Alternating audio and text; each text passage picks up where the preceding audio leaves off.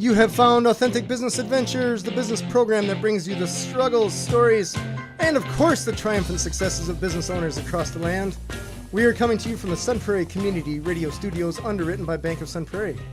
My name is James Kateman, business coach at Draw and Customers Business Coaching and author of the Bold Business Book, available on Amazon. Today, we are welcoming / preparing to learn from Katy Hensel of Try for Schools. Katy, how are you feeling today? Great. Awesome. So, Try for Schools. Now, this is Try, T-R-I. Yes. And then the number 4. Correct. And then schools. Mm-hmm. All right. Why don't you tell the listeners what that is? Sure. So Try for Schools is a nonprofit that gets kids active and healthy through triathlons, both events and after-school programs. And the goal then is that we would keep the lessons learned going into schools by supporting those schools with funding that we generate through our events and programs. Nice. Okay. So kids come in there and they run an event, and whatever money is raised essentially goes back into the schools. Yep, exactly. Super cool. We just believe that, the schools portion, I think, is what throws a lot of people off. But, the majority of children age 5 and older spend the bulk of their time in and around their school. Sure. And especially for kids that don't have access or, the ability to do extracurriculars and things like that with extra funding and income. The school is really the bulk of the chance for them to be physically active and to be exposed to the benefits of being healthy and moving. And so we also know that there's a bunch of really educated people that know how the best way is to keep kids active. And, sure. And those are our teachers that are in the schools. And so we figure the best way is for us to, give them the funding and resources to do what they need to do. Right. So that is crazy to think to me, because I think that you were the first nonprofit that we've had here. Oh, really? And so I have a lot of people asking me in my classes, how do I start a nonprofit? Mm-hmm. And I normally have to send them to different people that have already done that. Yeah. That's a new world to me. So can you tell me how you ended up deciding a nonprofit route versus a for-profit route? Sure. So when I was kind of coming up with the idea of what I wanted to do, I had just left my job at Epic. And nice. Yeah, and so I wanted to do something that combined what I was good at and what my passions were. And I was really good at organizing things. Okay. And just very dedicated and, have a lot of, I think, energy and an initiative. And I've always been really passionate about children. I wanted to be a teacher when I was growing up. Oh, nice. And triathlon is kind of what got me living a healthy lifestyle. And so I thought, well, why don't I, put on triathlons for kids? But then I sort of felt like I wanted to do a little bit more and give back to the community. Mm-hmm. And so I thought a nonprofit route would be the best way maybe to do that. But I said, well, a nonprofit, the money has to go to something. Right. So where is it going to go? Sure. So that's when I dug in a little bit and started researching, where, what's the state of physical fitness and education in our schools? Right. And it was right around the time that the obesity epidemic was becoming, pretty prevalent in the news. Sure. And the staggering stat to me that kind of was the seal the deal sort of moment was that this generation of kids will live 5 years shorter than their parents for the first time in history. And normally every other generation has lived longer than their parents, has a longer life expectancy. And, and I didn't have kids at the time, but I said, well, I don't want to bring kids into a world where they're not going to live as long as I, am, or and no kid should have that as their fate, Right. And so I said, well, let's go about changing that. And the best way I knew to do that was through triathlon, because that's what worked for me. I don't know if that's actually the best way, but so that was kind of when I said, well, who might know the best way? And so I said, well, we'll put on these events that'll be fun and, they'll generate some money, but then we'll give the money from these events back to the school so that teachers can use it for whatever they need at the school. Interesting. Mm-hmm. So how do you choose which schools get the money? So when kids sign up for our events, there's a little field when you're registering that says, I'd like my entry fee to go back to, and they put the name of the school in there. So it's open. So anyone from any school, anywhere, can put the name in there. And if they don't, or they say any, we usually give it to the school that has the highest number of kids on free or reduced lunch that participates. Okay. Because we kind of want to help support them and give them a little bit of a leg up. Because a lot of times they don't have a lot of other avenues for funding or, things like that. So you're talking essentially for each race that you operate, you're writing quite a few checks. Yeah. So we used to do it after every event, and we said, let's be more efficient here. So now we wait until the end of the year. So we have 3 triathlons over the course of the year, and we also have a family mud run, which doesn't quite fit in with, Sure. kind of the core mission, but there is a very good reason why we keep doing it. Right. But then we total up all the kids over the course of the year that have participated. And you say there's 50 kids from, West Side Elementary here in Sure. Sun Prairie that did the events. And so we total up the amount of money we raised over the year. It's usually around $50,000. Really? Yeah. And so we, kind of break it into two buckets. And so 75% of the money goes out in the form of just checks to the schools and Sure. based on the number of kids that participate. But what we started doing a couple years ago was we reserved 25% of that money for large scale grants. And we have schools apply for that. They can apply right from our website. We don't handpick, who can Sure. apply or anything, but the cool thing was, we were giving out maybe 3 to 5 grants of a couple $1,000s with that money. Okay. And schools were doing some game-changing things with it, Really? which was really cool. And I was like, wow, the resourcefulness of schools, man, because they Sure. were able to take, a couple $1,000s and get really neat results and implement brand new programs. And, like the one school used about $4,000 to buy all new gymnastics equipment for their school. And it went Wow. and it traveled across all the schools in the district. And they had 7 elementary schools. Holy So it cow. was benefiting about 2,500 kids a year. And the equipment that they were using prior to this was about 25 years old. Oh, So no. it was probably the equipment their parents may have been using, Sure. when they were kids. And I'm like, I don't know if I want my kid using 25-year-old gymnastics equipment. Right. But yeah, so it's just really neat to be able to see that kind of tangible benefit across. Sure. I think we give to about 150 different schools every year. Wow, that's a lot to keep track of. Yeah, it is. So thankfully, we have a really good accounting system that helps to keep track. But it's neat because now we started in 2011, so over 7 years, we've been able to see, those totals. Sure. And some have increased over time and Sure. things like that. So tell me, you quit your job at Epic. Okay, so decent place, right? Yeah, Well paying, all yeah. that jazz. Oh yeah, I was traveling, like a couple weeks every month, or sometimes the heavy months it was every week out of the month. Wow, But okay. that's where I met my husband, and so both of us were doing that. Okay. And we sort of realized that wouldn't be sustainable if we wanted to have a family or even Sure, a dog, sure. or even keep vegetables, like around in our house. awesome. So we were like, For the broccoli, we have to I know. I change. was like, oh man, we just we brought all this produce and now it's bad. Sure. So we decided, I was getting kind of burnt out of the travel, and he was okay with it. So I said, I have this idea, and I want to start a nonprofit. And he said, that's a great idea. You should go for it. Sure. Where a lot of other people, I think, were saying, you're nuts. Why would you leave a Right. job where you're, Sure. making a lot of money and stuff? But life's about more than that, and Indeed, thankfully definitely. I'm lucky to be able to say that because, we still had his income, which was great. But, I think we're both healthier and our Sure. lives are a lot happier Right. because of that decision. So, I left, and I didn't really know anything about starting a nonprofit at the time. So maybe that was not the wisest. Sure. But Have you ever started a business before? no. So Epic was my first job out of college. But the nice thing wow. about working at Epic is a lot of times you're told to just figure it out and, Sure. kind of get it done. And so I think without that initiative and all the, kind of Sure. responsibility of just making sure that you got the results that needed, Right. to happen for a project, I was able to kind of just look for the answers where I Sure. didn't know them. Right. And the great thing is if you're going to start a nonprofit, Dane County is a wonderful place to do that. Is it really? Yeah, there Okay. are hundreds and hundreds of nonprofits. I'm Yeah. not sure if this is true, but there's this stat kind of going around that there are more nonprofits in Dane County per capita than any other place in the country. I could believe that. But Sure. yeah, so it's a very generous place and a lot of people that are very willing to help.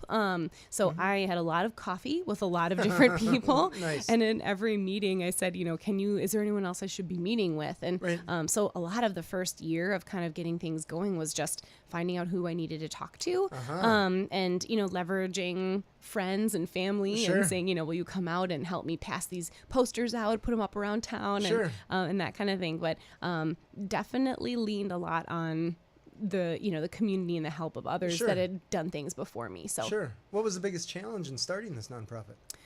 So I think the biggest challenge for me was because I know how to put events on because I do triathlons myself. So that part wasn't super hard. The Sure. biggest part for me was learning the landscape of schools because I didn't have any children yet at the Okay. time. And so kind of learning when are, what are the ways we can promote within the schools? Sure. What ways can't we? Where do kids go when they're not in school?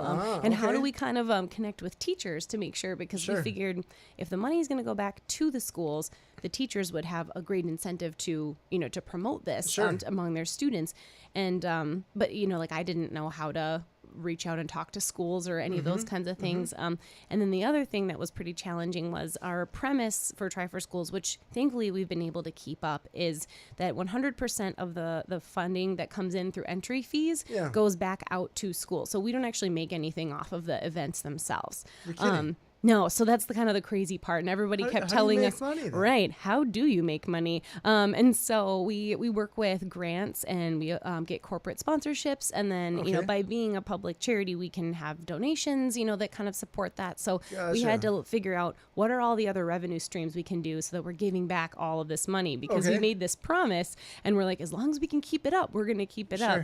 Like the business coach side of me is just screaming like, what? Yeah, and so like the nice thing is though, we did a couple years ago instill sort of like a late fee. So if you register late for the event, within a couple weeks, we take that late fee, because there's a lot of extra work that goes into that. But when you have a base entry fee, of $20, $25, having that go back out to the schools, that, if a school's getting $15 to $17 like a kid, they're going to promote the heck out of that thing because their budgets are pretty low. Right. Whereas if we're like, well, we'll give you back the 10% of our profits, they're gonna be like, that's like 60 cents a kid. I don't, like a Girl Scout cookie thing. I've got a lot of other things I could be doing with my time. Right. So we were like, we want to make it worth their while, and so that's been the best use of marketing dollars for us. So, interesting. Yeah. So, but the hardest part was then finding businesses that when we first got started said, so you don't actually have any results. You just have this idea and you think this is going to work. Right. So the people that signed on right away, I have, a great relationship and a lot of respect and gratitude for them, because they stuck with us when we were just no more than an idea. Sure. That's awesome. Yeah. So you raised about 1 million questions. So I want to start with there's a couple things, I guess, from an event space alone that I bet is a challenge, right? I mean, there's liability that you have to deal with. Yes, lots of insurance. Triathlon is a dangerous sport in general, classified as dangerous air quotes, right? Right, because you're swimming in open water a lot of the times. But the nice thing is for kids, we have really good ways of mitigating that risk. So all of our swims are in indoor pools. Sure. So there's a lot of that there. And then with biking, we're able to make sure that our course is really safe, close the roads, and we have 16 different ways of keeping kids safe. But finding the space and then working with each municipality, they do things differently. And so it's, you also have to figure out with a new place, how are we, what's this relationship going to look like, and that kind of thing. No, I bet just even like I've ran a couple triathlons and the mud runs I've done before. Where you have to have, like, there's police officers or there's people that kind of tell you what course to stay on if you have to block a road or something of that nature. That there's got to be expense and liability, and just organization alone has got to be a challenge. Yeah, and in the first few years, I'd say, gosh, we've had, and now we were able to hire an events coordinator that cool. I have some paid staff, which is like a dream come true. And so, but before that was all me on top of everything else. So I would say I'm the executive director, but I also make all the copies and doing all the volunteer organization and those kinds of things. But yeah, she works 15-20 hours a week making sure that our events are running, and because we hold a really high value on safety and organization, and it definitely pays off, because when people's kids are on the line, that's like their most precious resource, and so we want to make sure that they know they're well taken care of. Sure. So can you tell us, I guess I'm going to downshift into a little bit different thing here. Sure. So when I first heard about a triathlon for kids, I thought, what is that? Are they just swimming in a kiddie pool kind of thing? Or like, I couldn't wrap my head around that, because me as a person, I guess I've been part of a triathlon. I can't swim to save my life.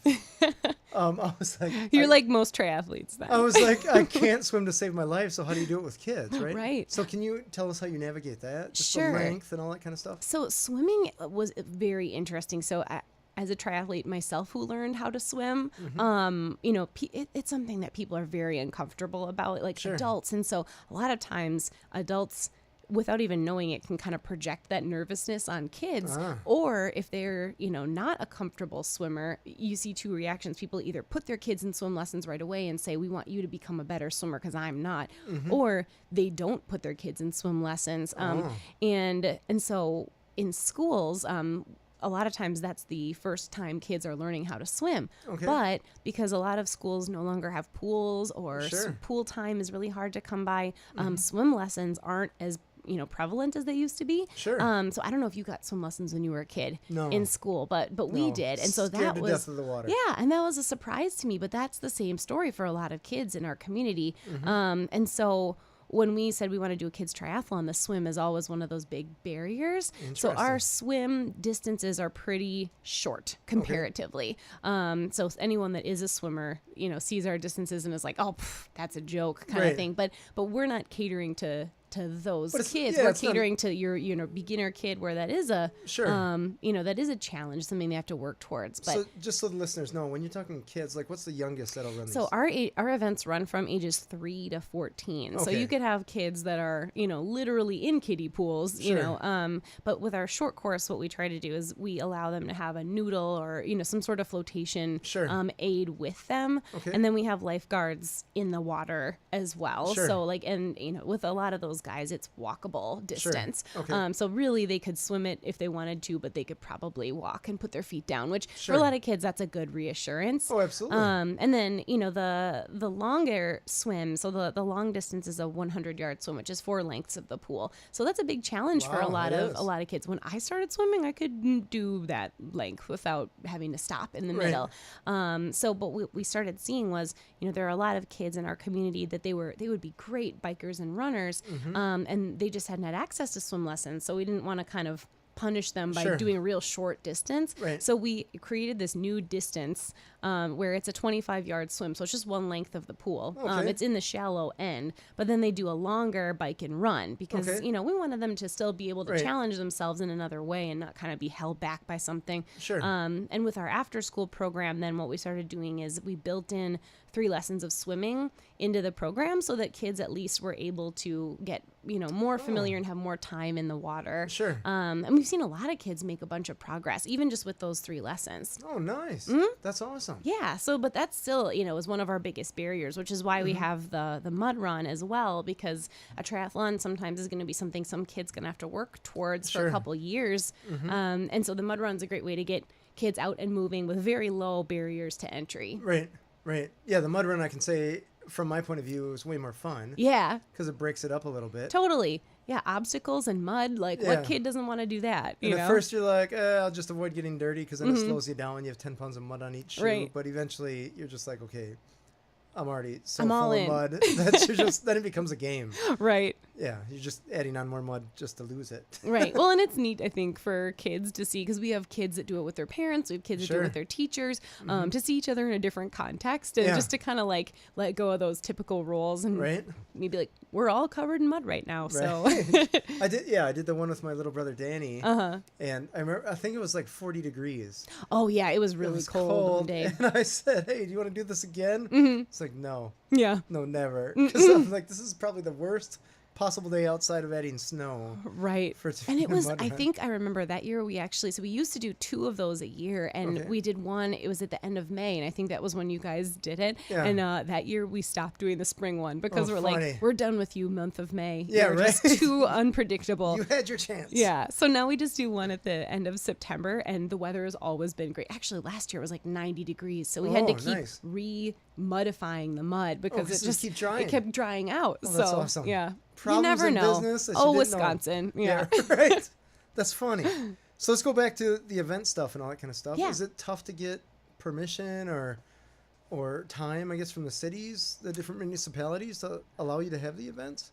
What's interesting is it was a little challenging the first time, but subsequent times have gotten easier in new cities because they've seen what we've been able to do, and we know, how to keep the municipalities, police departments, those things happy, by saying like, here's what we're going to do. And we try to make it as easy as we can on them because they manage tons of events every year. But the first year, I remember for our event in Middleton, I actually had to go to a city council meeting and like get approval. I was so nervous. And, and I used to speak in front of surgeons for a living, but I was so nervous to speak in front of these alders and say, I have a dream that we'll do this awesome triathlon and whatever. But, it got approved, which was really exciting. But it definitely was a lot of hoops at first. Sure. Interesting. I suppose now that you've been in business for a while, then it's just another day. Yeah. And renewing it gets easier and easier. And, and then once the cities are able to kind of trust you and know that, you'll take their feedback into account and work with them on it, I think, they just want to keep people safe. They want to keep their constituents happy in the city. So it's like if we kind of look to see what their goals are and try to, find a common ground, it seems to go pretty well. Gotcha. Nice. Yeah. So how many people do you have working at a given event? Well, so I'm the only full-time staff person, and then we have 3 part-time staff, and then we have anywhere from, with each event, we have about 100 volunteers. Holy cow. Because it takes a lot, because the events are about 500 to 600 kids each, and the mud run is like 1,000 kids, and so, trying to make sure that we keep ratios safe and make sure we've got coverage on all parts of our course. You need about 115 volunteers for each one. Holy cow. Is that tough to find? Not really, which is kind of exciting. In newer communities, so like our Sun Prairie event is our newest one. And so it seems to take a couple years to build up a following. So it is challenging when you're moving to a new place. But the great thing is we have very low volunteer turnover because I think people have such an awesome time. It's a really inspiring and fun day. And so we get a lot of people that come back for every event. And then they recruit friends. So we do some surveys and things where we say like, how'd you find out about volunteering with us? And overwhelmingly they say, I'm a previous volunteer or I'm a friend of a volunteer. And so I think, when you have a good time, you tell people about it they bring, more volunteers. And so the network seems to grow. But what's neat is it's really become a community and a family of people. So you recognize, a good half of the people that are there for each one. That's incredible. Yeah, it's so cool. I've gotten to know, so I'm from Madison originally, but I've gotten to know more people doing this than I think I have throughout the entirety of the rest of my life here. That's awesome. That's awesome. So speaking of the attendees, or I guess what would you call them? Like our athletes? The athletes, thank you. So is it tough to find them? Because you're talking 500 per event. That's quite a few kids. Yeah. What's interesting is it does take a little while, again, to kind of get a following. But the very first event, my goal was to have 200 kids show up because I was looking at other kids' events, and that's usually about how many kids, 100 to 200. And we had 400 kids show up. Wow. And I think, there's a lot of kids that naturally are going to just want to do it because they are a swimmer or, or maybe their parents do triathlons or are runners or things like that. But again, that word of mouth is pretty popular. And then I think people spread the word, or it's more fun for kids to do it when a friend does it. And so with the new communities, it is harder because I think we have to get a following through the schools first. And so then trying to connect with like community organizations from there. So it takes a few years, but every year I'm always like, oh gosh, are people going to come back? And, numbers, sometimes we get a lot of people that register in, the 2 to 3 weeks before the event. So you're always a little bit holding your breath saying, are we going to get those numbers? We've ordered all these medals or all these shirts and hopefully people show up. Because you have to forecast that a little quickly far in advance. And, but then like without fail, everybody just kind of shows up. So it's, I just take it as such a big honor that people, would make time for this because people's lives are busy and they've got a lot going on. Yeah. Do you find that people, once they do it routinely, annually? Yeah. I didn't really realize that actually until about last year, at our Middleton triathlon, because that was the 7th year that we'd done it. Wow. And I had someone come up and show me a picture of their kids the first year they did it. And then now, and they actually had 3 more kids since then. So they had a family and they're like, this is our summer tradition. We do this at the end of every summer. And I was like, wow, we're part of someone's family tradition. Yeah, right? That's really awesome. neat. And so there are lots of families that I started looking at the reports, and that they would do the same event every year. Like incredible. they're at our Wanakee event, like they'll do that every year.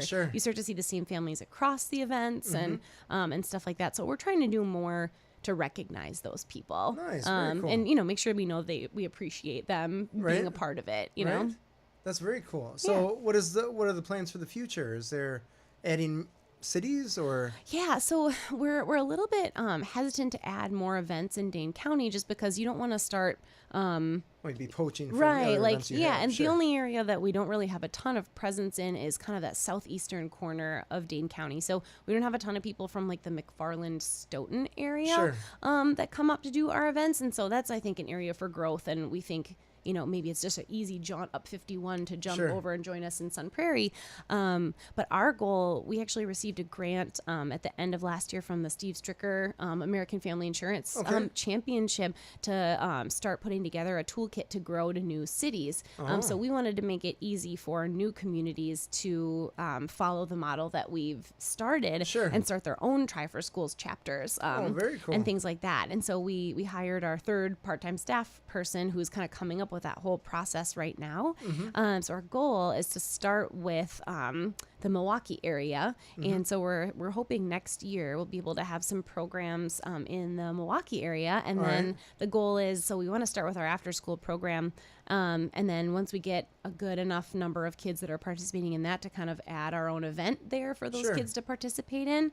And until then, our goal is to find maybe a partner event so those Okay. kids can do, you know, there are a couple kids tries in the Milwaukee area. Okay. But that's our goal. And then, you know, we're also kind of eyeing up the Fox Cities, Green Bay, Appleton Sure, area. sure. There's a lot of kids and families and big school districts Tons. up there. Yeah. So that's kind of our next plan. So we're starting to like prospect out, you know, to different Nice. cities, but you always are like, oh gosh, you know, is anyone going to want to do this? Or is this is like, you know, my baby sort of. Right.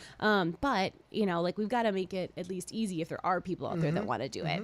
So tell me about the after-school program. 'Cause Sure. It's called Exercise to Achievement. And so the whole Okay. premise is that healthy kids are better learners, which you see in, you know, a lot of different studies and Sure. things like that. And anyone that's a parent knows that when their kid has been out moving around and has a chance to be active, they listen better and focus better. And, Definitely, yeah. And so the program's 8 weeks, and the kids train twice a week, and we actually hire coaches from the school. So they have Oh, wow. school staff that teach it. Okay. And then so they train to complete one of our triathlons. So within those 8 weeks, they get 3 lessons of swimming, 3 lessons of biking, and bike safety and things like that. And then there are running lessons that kind of accompany. And then we also have like each lesson ends with some mindfulness and meditation, just to kind of help kids wow. learn, you know, kind of the tools to be emotionally Sure. healthy. And then they get a healthy snack, and they every week has a nutrition handout and a game that kind Sure. of goes with it. Holy So we're cow. trying to bring the 3 pillars of health, you know, to Right. kids, just to show them that everything's connected. You know, that you need to be getting sleep, and you need to be, you know, taking care of your stress levels, and eating healthy foods if you want to do well in school, you know, Sure. or in sports and things like that.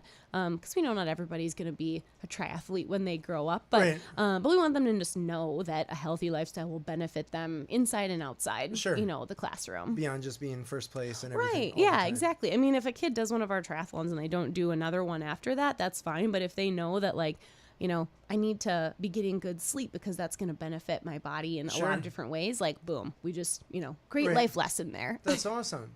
So is this, these are just kids the same ages as that attend the same ages as athletes? Yes, yeah. can't So talk. we have about, like, right now training for our Sun Prairie Triathlon, we have 9 different schools that have groups of about 30 kids that are all going to do the triathlon coming up. Very And cool. we have the same set or a different set of schools, but training for our triathlon we just had in Wanakee.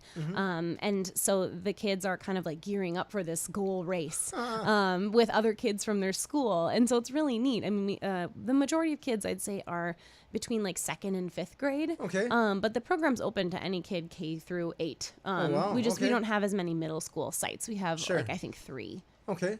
But as long as there are teachers that are willing to coach it, you know, we usually say, yeah, let's do it, because we really love having the teachers teach the program because they Sure. know the kids, you know, they know what kind of kids we're looking for in the program too. And then, you know, like the kids trust them, and I think we get better outcomes out of it. Oh, I bet. That's Yeah. so cool.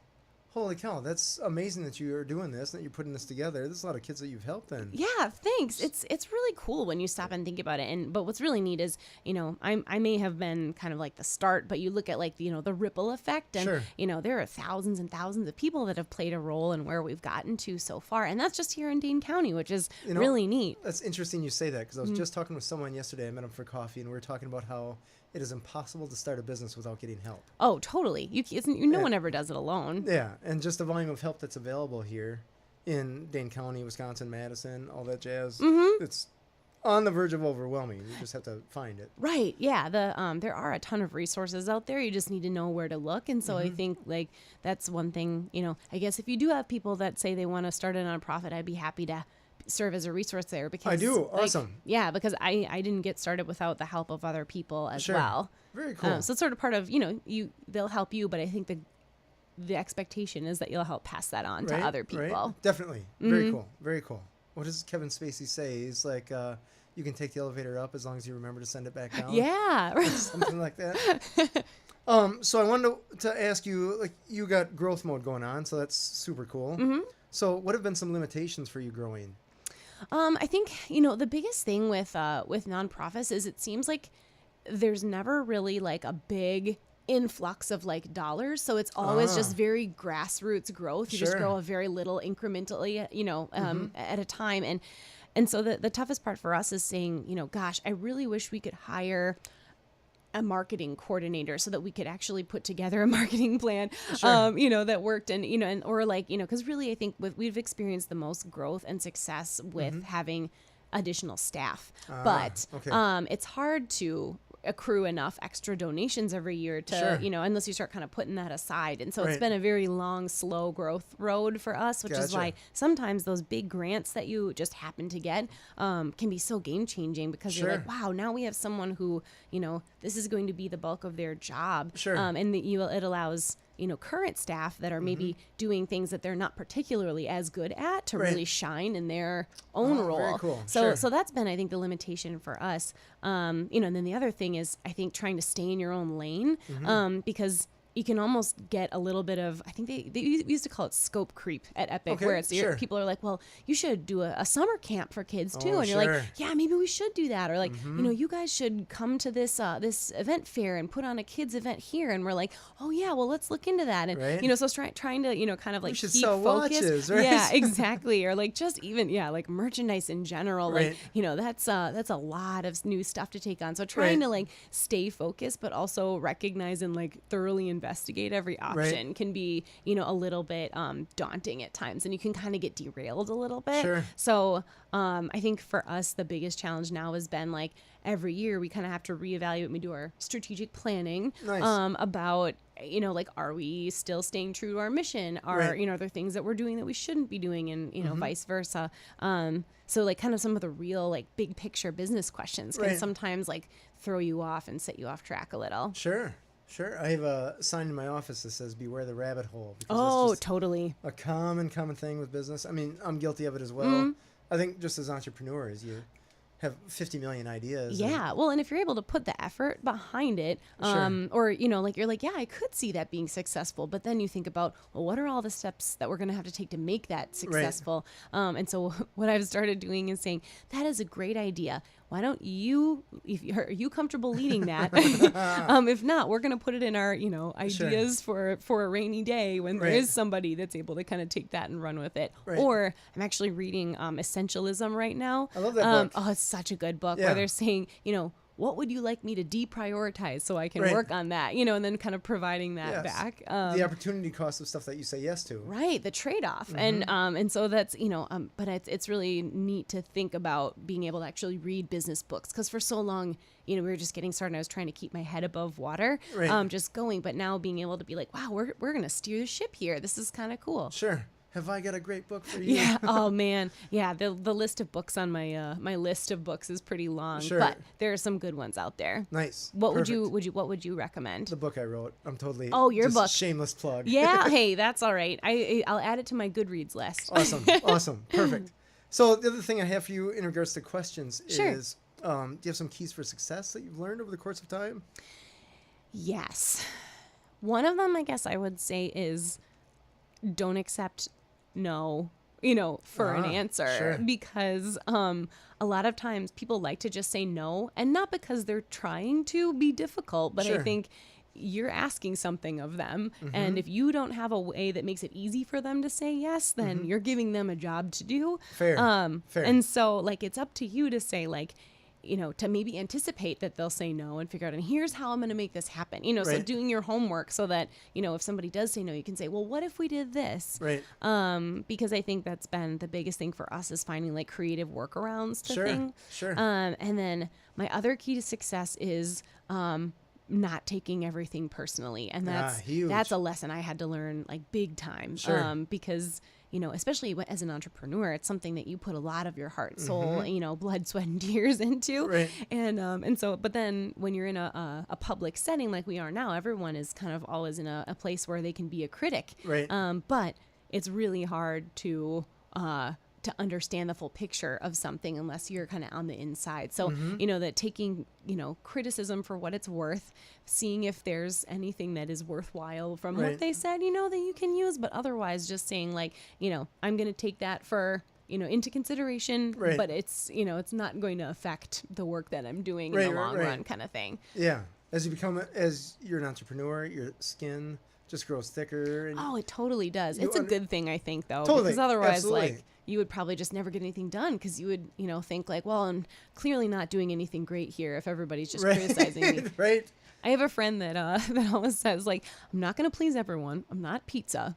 Right. And I'm like, you're right. I am not pizza. Right. So There's I will still just some gluten dairy right. people There's that are right. I was gonna say like, yeah, that's true. Maybe not even pizza. So if pizza Right. can't, then we should Yeah. all just go out there and do our best and Right. listening to the people that there's always more people out there that are really happy with how Right. things went than aren't. So definitely. Yeah. And on the scale that you're doing it, there's bound to be somebody that's upset, or Right. there's bound to be someone that had a bad day. Mhm. They don't know where else to vent, so Right.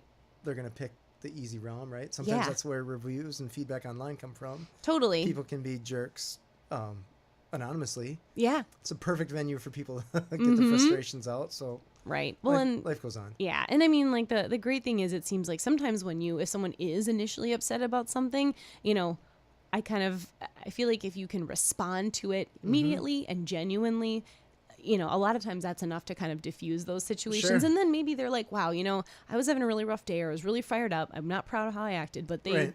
they, forgave me. They kind of gave me the benefit and, Sure. tried to respond. And if not, then you did everything you can do. Right. So, so that's, I think that's another one. I'm trying to think if there are any other big ones for me, but, I think the only other one would be gratitude, just because. Oh, huge. That's something I'm trying to do a lot more of. But Mm-hmm. again, when you recognize everybody that's kind of been a part of your success, and you just thank people every chance you get, Right. that seems to be something that will just create people like lifetime followers or people Right. that are willing to kind of come back again and help Sure. or do something more. Because what I didn't realize is how few times people I think are thanked in general in the course of the day Huge. just for Very doing those true. kinds of things. And yeah, and I mean sometimes even if you don't think like, gosh, do they really need to be thanked for this small thing? But sometimes it really makes a difference. And it doesn't hurt you to do anything like my that, gosh. I have felt, I'm like, do you really need to be thanked for doing a job that I'm Right. paying you for? Yeah, yeah. The answer is yes. Yeah, right. It turns out. Totally. I'm like, seriously, I help you live and you pay your mortgage because of me, or part of essentially what I set up. Right. Do I really need to thank you? Mm-hmm. And you totally do. Yeah. It's bizarre. Mhm. Because then it's time out of your day, right? You're Oh, like, right. Run. Oh, I forgot to thank them, right? Right. And it seems so just little, but in the end, it's huge. Yeah, and like even I'm just the fan of the random, the text, email, or call when you have a Sure. chance. It's just like, hey, just want to say thanks for that. Even if it's just someone random email. Usually that's enough of a surprise to people. They'll be like, Totally. oh, you're welcome. I really enjoy what I'm doing. And you're like, oh, Right. cool, great. They do Nice. like being a part of Very this. cool. Yeah, all is well. Yeah, awesome. Now get back to work. Yeah, and be like, all right, I'll see you right on time tomorrow morning then. Right, Yeah. right. So you have 3 employees, you said? Mm-hmm. Part-time? Are they year-round? Yes. Okay. Year round, but part-time. And what's interesting is in the nature of what we do. So like our event season runs from, our after school program runs March through August. And then our event season runs May through September. So Okay. I think the bulk of the work actually happens I'd say like January through March. Oh, nice. Okay. So that's when we do a lot of our, planning and securing vendors Sure. and like all of those kinds of things, all the logistical stuff.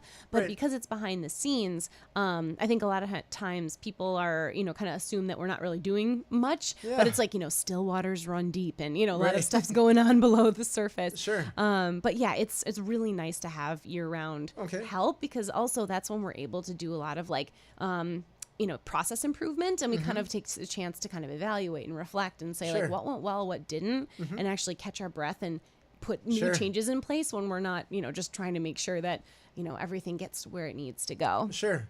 So was it tough to find employees? What's interesting is when I worked at Epic, I worked with a lot of fantastic people, and some of them left around the same time I did because they were having children and, Sure. and wanted to be home. And now they are kids are getting into school, but they still want to have that flexibility. So I've been able to hire a couple of my former colleagues at Epic. Wow. And so, man, are they amazing people. Sure. And so like being able to get resources and staff like of that caliber. Right. That we would not otherwise be able to afford is pretty amazing. But just that's knowing that crazy. they want to work for doing something that gives back and also something that affords them some flexibility to be able to be involved with their kids' lives and things like Sure. that. And then our other part-time staff person, this was actually our first like hire where we just put out a job description. And we're a nonprofit, we're not paying anybody a bunch of money, and it's a part-time job. Right. We had 14 people apply for the job, and they were Wow. all amazing. So that was a really tough decision. Nice. But that, that spoke volumes about like people want to be able to do things that give back and, things where their skills and talents and gifts are utilized. Yeah. So that was really, really cool. And if anything, you're only able to hire one person, but we have a great pool of people for hopefully when those opportunities come up again that I think have a really great skill set. Oh, very cool.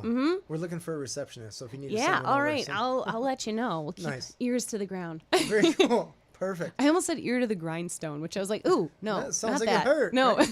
don't do No that. good. So I want to ask you, oh my gosh, there's 50 million questions and we don't have a lot of time. So I'm trying to figure out. Oh.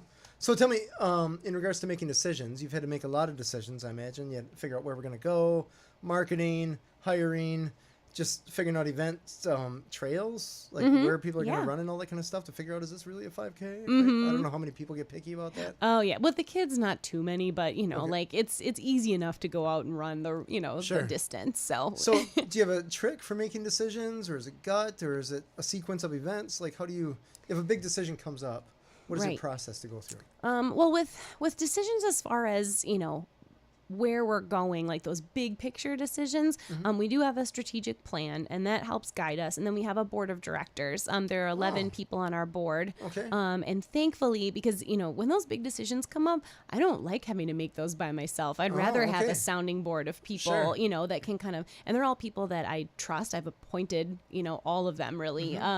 And so they are all experts in various fields, and all of them are very involved with our events and things Sure. like that. So I really lean on them, and along with our strategic plan to help kind of guide us with like, are we going to do this or not? Sure. And so that's really helpful for the big picture stuff. And then when it comes to, event level decisions, now we're at the point where I can kind of trust my events coordinator and our program coordinator to make, Sure. make the call. And they're good to run things by me, but really, like They got it. I can trust them. Okay. But there's a lot of times where, and especially in relation to sponsorships or, marketing decisions or those kinds of things, that kind of does fall on my plate.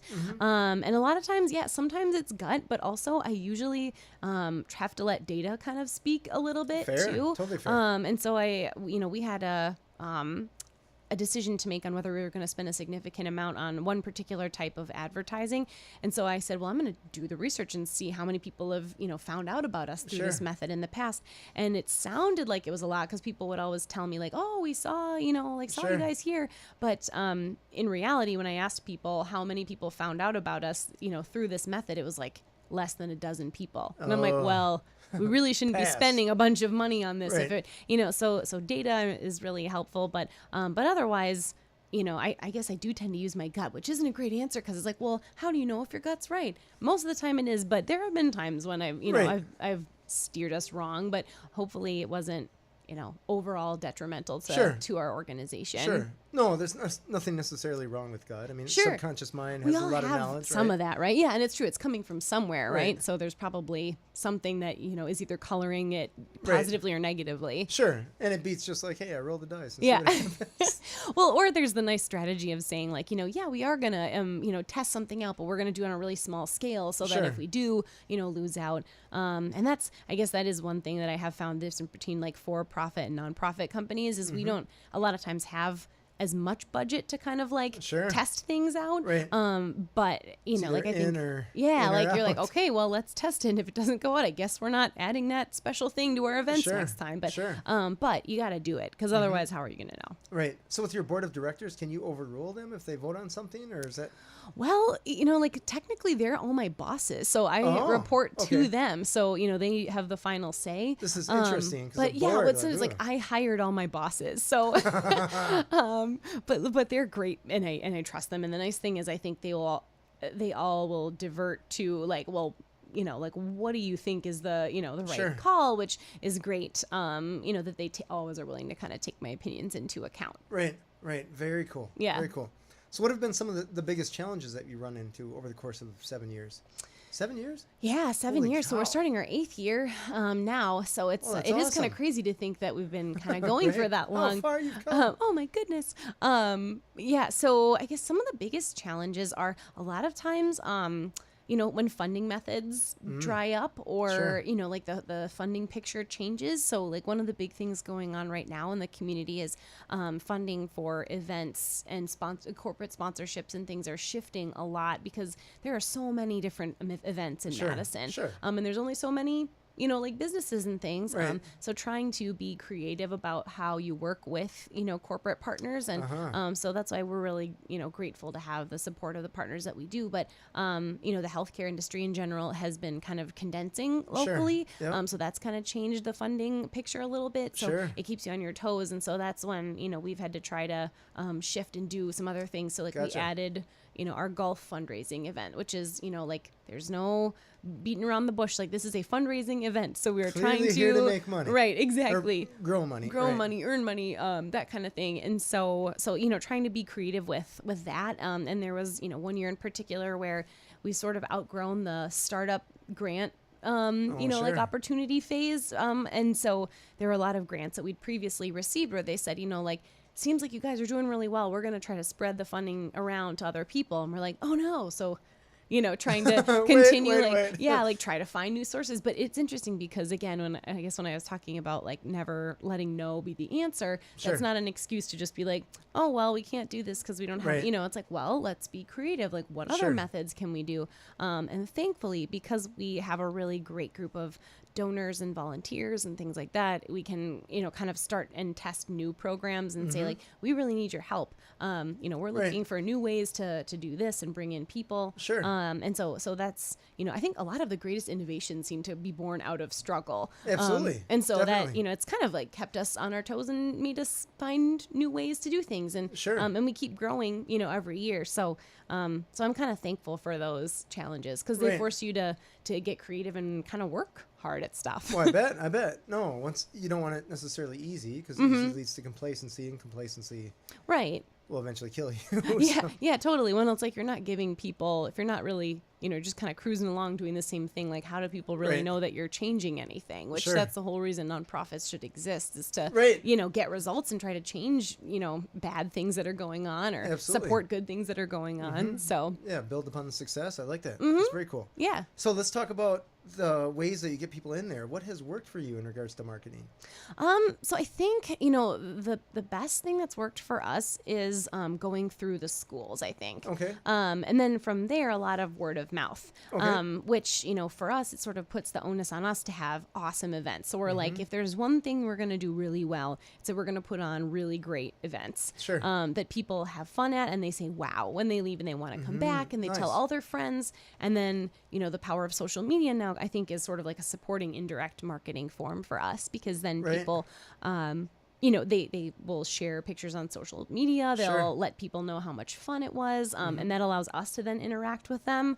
And so trying to do a lot via social media and, kind of have relationships with people there has been helpful. But I think, like trying to foster the relationships with the schools, just because that allows us to reach every child and not just the kids whose parents are on social media, because a lot of our one of the biggest things we're trying to do is affect change and create healthy lifestyles for all kids in our community. And so there are a certain set of people where like their struggle with connecting to healthy resources and things is greater than others, and so that has been probably the best thing with that we've gotten with working with the schools, because they are able to kind of connect with families in a way that I myself can't really do. So that's probably been the best thing for us. Oh, very cool. And I imagine over the course of 7 years, social media has changed a lot in 7 years. Oh yeah, totally. What's kind of funny is now they're like everyone's should be on Snapchat and all this stuff, and I must be getting old because I'm like, I still don't quite get the etiquette of this Snapchat. Yeah, high five there.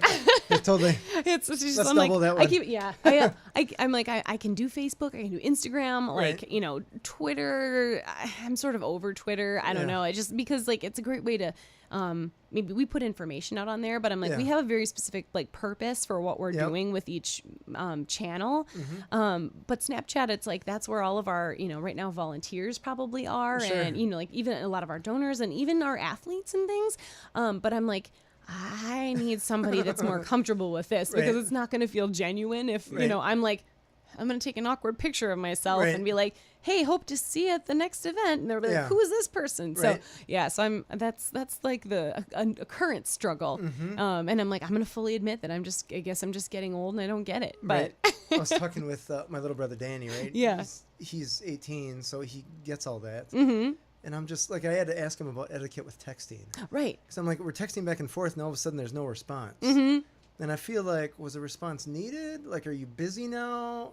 Like, did you, are you driving now? Am I going to hear from you for a few days? I feel like we need some closure of just like, see you later. Right. Or I guess the thumbs up thing is a thing now. Right. But I feel like, I see it all over the place. Like, are we still talking, or is this conversation done? Right. And so I had to ask him, like, when you just stopped talking, did I make you mad? And he's like, no, we're just done talking. Yeah. I'm like, well, there's no indication of that outside of me going 6 hours later. Well, I guess we're done talking. Oh, totally. Well, and now I'm struggling with, because I have this very, awesome Outlook focused organization system. But a lot of people now just will send messages or things through Facebook Messenger or something instead of email. And I'm like, well, how do I put this into my system? Because I'll read something sometimes, and if I don't respond to it right away, it gets forgotten about. And then they think like, hey, they never responded to my thing. And I'm like, oh, shoot, how do I? I'm just like, via text message. And so I'm like, okay, got to come up with a way to get text and Facebook messages somehow involved into my current system. But that's, like that tough thing with technology sometimes is like, it keeps changing. So how do you adapt, Yeah, I'm trying to figure out with texting. I'm trying to figure out how to delay texting. Oh, right. Like to send a message later. 'Cause I'm like, this is not something that I want to start this conversation now, but how does Monday morning work for continuing the conversation? Yeah, like I wonder, if they can do like auto response where it's like, I got your message, but I will respond within 48 hours or, something it's like Saturday at midnight, why are you talking to me? Yeah, exactly. Or you wake up and you've got like 4 texts from someone, you're like, am I supposed to respond like right now to this? Or, That seems weird. Communication. Yeah, exactly. It's changed. Oh my gosh. It's changed. So, we talked about business books a little bit. Let me talk about that. Do you have a favorite one so far? So there are 2 that I absolutely love. One of them is Start With Why by Simon Sinek. Sure. And that was actually what sort of prompted me I read it over Christmas break, and I was like, oh man, I think we need a new mission statement, because I was like, I don't think our mission statement says why we're doing what we're doing at all. It answers the, 4 of the 5 W's and the N and H for how, but I don't think it answers the most important W. Let's go down that rabbit hole. Right? So what's funny is I think like the why we exist is because we think all kids deserve to be healthy and happy. Sure. But it's not in our mission statement anywhere. And so I was like, full disclosure, everyone, we've got some work to do. But is it in there now? No. So we're actually working through the process now, because we're like, as a board, we're like, we need to, like think about this together. Because I was like, if I were in a decision-making mode by myself, I could just be like, no, this is going to be our new mission statement. But I was like, this feels like kind of a core decision that we should be making as a board. So we're doing that right now. And so that's been kind of a fun process. But I really love that book just because the way he thinks about things is it's so obvious, but at the same time, so revolutionary. Right, that's fair. So I like that one. And then the other one that I really like is Building a Story Brand by Donald Miller. I just read that. Oh, it's so good. Yeah. And he's got he has a podcast that has a lot of really great like speakers on it as well. And what's interesting is, that also is very enlightening in the fact that, he was saying that most brands and companies position themselves as the hero of the story, which I was like, I can totally see us doing that, whereas we need to reposition ourselves slightly as the guide, and we need to let, these parents, because that's who we're marketing to, we're trying to, the hero. Right, exactly. Yeah. They need to be the hero. That's like, I helped my kid, connect to something that is going to make them happy and healthy for the rest of their lives. How good for you, parents, so that's something where, we're now trying to kind of work through that process and say, how do we sort of like clarify our message and make these parents the heroes here? But I'm glad. So you liked it too? I did. Yeah. There was a book club that I was part of through Dream Bank. That was that book, and it looked interesting, but I was like, hey, let's kick the tires. Let's read it a little bit. And I remember just reading the paragraph when he mentions about the customer being the hero. Right. And you look up and you're like, huh.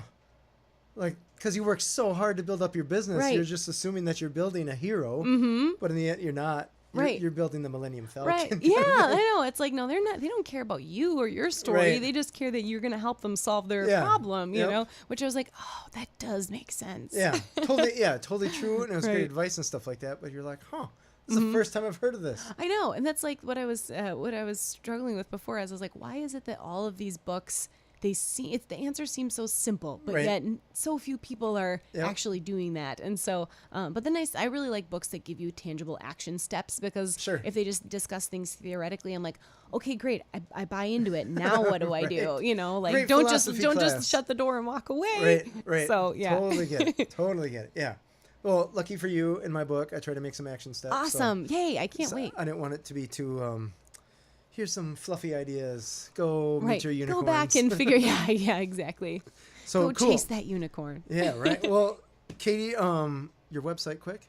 It's try4schools.org. Okay, number 4. TRI4 schools.org. Yes. Okay, so there's still some triathlons that kids can sign up for. Yeah, we have our Sun Prairie Triathlon coming up on June 23rd. Nice. And then we have a triathlon in Middleton on August 18th. And then we've got our family mud run, of course, in September. Always so good. It's kind of a last ditch before football season and things get cold.